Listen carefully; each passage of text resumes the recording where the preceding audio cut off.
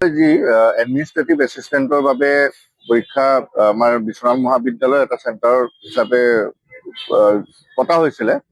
এই পৰীক্ষাত আমি গম পাইছো যে কেইজনমান দ্ৰুত ব্যক্তি মোবাইল সহ ধৰা পৰিছে।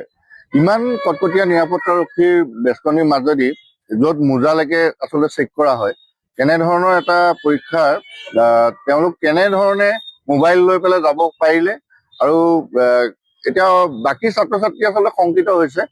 কাৰণ ইমান নিৰাপত্তা থকাৰ পিছত যদি ইমান এটা গুৰুত্বপূৰ্ণ বিভাগৰ পৰীক্ষাত যদি এনেধৰণে সহজভাৱে মোবাইল লৈ পেলাই তেওঁলোকে তাত পৰীক্ষাত অংশগ্ৰহণ কৰিব পাৰিছে, আচলতে এই কথা আমি মানিব নোৱাৰো। আৰু ছাত্ৰ ছাত্ৰী এই ক্ষেত্ৰত শংকিত হৈছে। এই ক্ষেত্ৰত জিলা প্ৰশাসন, বিশ্বনাথ জিলা প্ৰশাসনে গুৰুত্ব আৰোপ কৰি পেলাই সেইকেইজন মানে যিকেইজনে এনেকে অসৎ কৰ্মত লিপ্ত হৈছে তেখেতসকলক শাস্তিৰ ব্যৱস্থা কৰিব লাগে। আৰু ছাত্ৰ ছাত্ৰীসকলক অনাগত দিনত যাতে পৰীক্ষাটো যে সম্পূৰ্ণ নিকা ভাৱমূৰ্তিৰে হৈছে সেই কথাটো আশ্বস্ত কৰিব লাগে। অন্যথা যিসকল ছাত্ৰ ছাত্ৰী শংকিত হৈছে এই পৰীক্ষাত অংশগ্ৰহণ কৰিছিলে তেখেতসকলক আচলতে নতুনকৈ পৰীক্ষা পাতি পেলাই তেখেতসকলৰ এই যি ন্যায়ালয়ৰ যি জুনিয়ৰ এছিষ্টেণ্টৰ যি পদৰ বাবে পৰীক্ষাত অংশগ্ৰহণ কৰিছিলে তেখেতসকলক আশ্বস্ত কৰিব লাগে।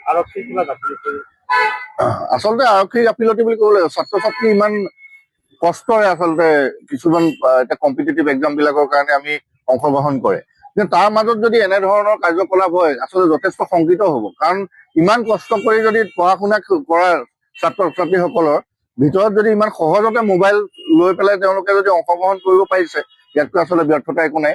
আৰক্ষীক এই ক্ষেত্ৰত কঠোৰ পৰা কঠোৰতম ব্যৱস্থা ল'বলৈ অনুৰোধ জনাইছে।